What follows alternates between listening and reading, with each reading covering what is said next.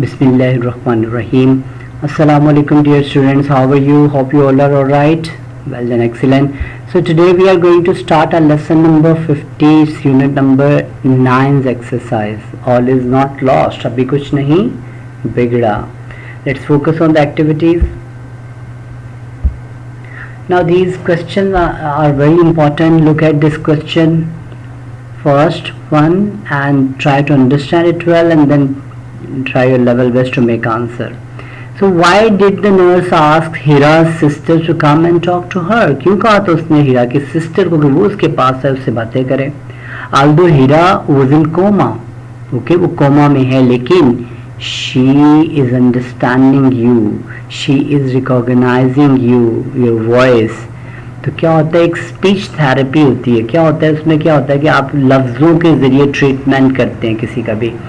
तो वो क्या है कि हीरा उस न्यूरोलॉजिकल डिसऑर्डर में है और नर्स ने सोचा कि अगर इसकी बहन इससे बातें करेगी तो उसको रिलैक्सेशन होगी. रिलैक्सेशन जो है उसको सही करने की तरफ लेके जाएगी. सो उर्दू में अपनी सेंस क्लियर है आपकी, तो आंसर बनाए उसको इंग्लिश में ट्रांसलेट कर दें. Why did the nurse disagree with the doctors point of view? Doctor का क्या कहना था कि होपलेस केस है, लेकिन नर्स क्यों नहीं एग्री करती उसके साथ? क्योंकि वो जानती है कि अगर हम थोड़ी सी तवज्जो देंगे, केयर करेंगे, तो हम किसी भी चीज़ को ठीक कर सकते हैं. So why did the nurse ask herself the question, could I be able to justify my stance before the senior doctor? Nurse ने अपने आप से सवाल क्यों किया कि क्या मैं इस काबिल हो सकूंगी कि अपना मौक़िफ़ डॉक्टर्स के सामने बयान कर सकूं? क्यों उसने कहा था? चूँकि वो अपना करियर दाव पे लगा के उस पेशेंट्स को लुक आफ्टर कर रही थी. अब वो रिकवरी इतनी नहीं दे रही थी, इस वजह से वो परेशान थी कि क्या मैं करूँ, मैं डॉक्टरों को कैसे जस्टिफाई कर पाऊँगी. Describe some qualities of the nurse in the story. Story में नर्स की चंद क्वालिटीज बयान. एक तो सबसे बड़ी क्वालिटी वो नरम-दिल है, एहसास वाली है, केयर करने वाली है. वो अपना पूरी दुनिया को बचाना चाहती है. वो अपना रिस्क का करियर भी रिस्क पे लगा देती है. किसके लिए? पेशेंट्स के लिए. वो अपनी परवाह नहीं करती. So why did the nurse say where there is a will there is a way? जहाँ चाह वहाँ राह. ये क्यों कहा? डॉक्टर्स तो ये कहते थे कि होपलेस केस है, इसको ट्रीटमेंट ना करें, हम किसी दूसरे पेशेंट को देखें, इसे जनरल वार्ड में शिफ्ट कर दें. But she had hope that if we work with her with in different exercises with her, so then we can save her from crippled life. So वो कहती थी कि अगर कोशिश की जाए तो कुछ भी किया जा सकता है. और उसने कोशिश करके साबित कर दिया जब वो हरकत में आई. yes, there is a will, there is a way. जहाँ इंसान कोशिश करता है वहाँ पे अपने रास्ते बना लेता है. Look at this second activity. Match column A with column B. These are the synonyms of. तो देखते हैं beside का मतलब क्या होता है. prove myself right, decided, at the side of, conveying opposite sense, at the side of. ironic का मतलब है conveying opposite sense. made up, decided. justify my stance, prove myself right. Look at this activity. Use the following words in sentences, first as verbs and then as nouns. Care verb भी है, noun भी है. Walk verb भी है, noun भी है, यानी fail भी है और इसम भी है. सरप्राइज भी ऐसे ही. केयर का मतलब ख्याल करना और ख्याल दोनों हो सकता है. वॉक चलना और वॉक पैदल चलने को भी कहते हैं. सरप्राइज हैरान होना भी होता है और हैरानगी भी होता है. रिक्वेस्ट इल्तिजा करना भी होता है और इल्तिजा भी होता है. नीड ज़रूरत भी होता है और ज़रूरत होना भी होता है. स्टेट हालत भी और स्टेट बयान करना भी होता है. सो नाउन्स की कैटेगरी में अगर हम इसको देखते हैं तो इसका सेंटेंस क्या बनेगा और केयर की. I am going to solve this first one for you, then अगले आपने खुद सॉल्व करने हैं. जी, केयर एज अ नाउन अगर हम इस्तेमाल करें तो कैसे कर सकते हैं? So try your level best to make. थोड़ा सोचें.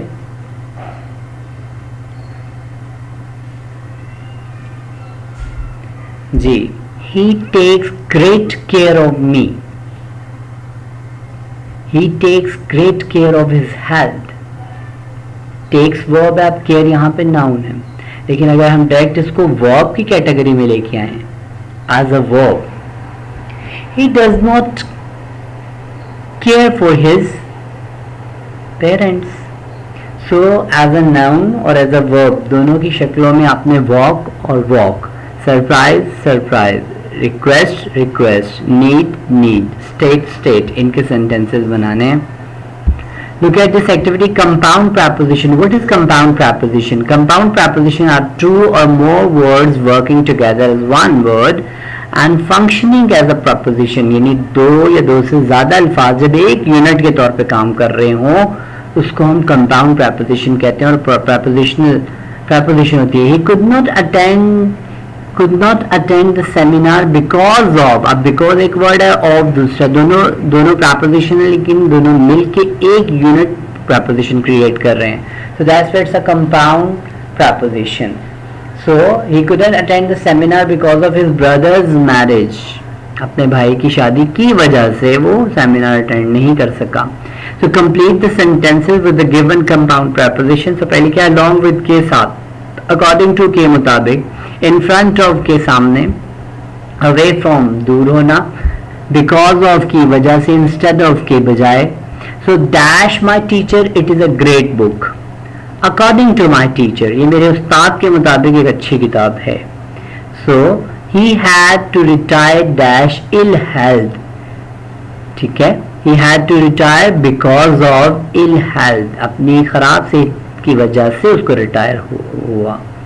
I am standing dash the school building. I am standing away from the school building. So he is coming dash his friends. He is coming along with his friends. I am dash my home right now. I am in front of my home right now. He left for Sialkot dash Lahore instead of Lahore.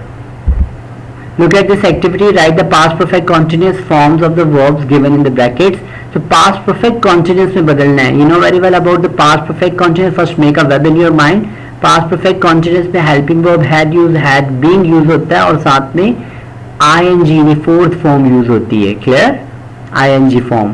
So देखिए, Salim was sitting on the chair out of breath. He had been running. Clear? Past perfect continuous का जो formula है वो इसमें apply कर देना है.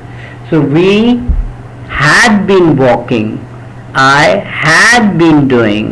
They, तो had been और take first form को ing form में बदल दें तो past perfect continuous में बदल जाएगा आपके sentences.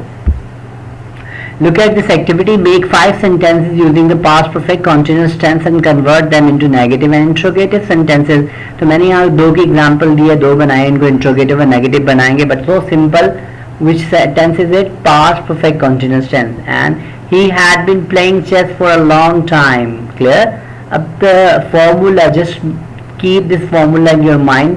सिर्फ ये formula अपने ज़हन में रखना है. आप simply सारा कुछ interrogative और negative बना सकते हैं. Look at this. Had been is our verb here. Had is the main verb. Been is a sub-helping verb. Main helping verb, sub-helping verb. तो नेगेटिव बनाने के लिए एक ही फॉर्मूला है कि मेन हेल्पिंग वर्ब के फौरन बाद नॉट लगा देते हैं. Is it clear? तो he had not been playing chess for a long time. So अगर इंट्रोगेटिव बनाना हो तो हैड को शुरू में ले आए. Had he been playing chess for a long time. ये याद रखें कि मेन हेल्पिंग वर्ब हैड है, बीन सब हेल्पिंग वर्ब है. बीन को मत छेड़ें, बीन अपनी जगह वैसे रहेगा. इसको उठा के कुछ बच्चे हैड बीन को उठा के शुरू में ले आते हैं. No, only the main helping verb. Clear? Negative बनाने के लिए मेन हेल्पिंग वर्ब के बाद नॉट लगेगा और इंट्रोगेटिव के लिए मेन हेल्पिंग वर्ब उठा के शुरू में ले आएंगे. Same as she had been reading book since morning. Had she had not been और had she been reading book since morning. Clear बेटा?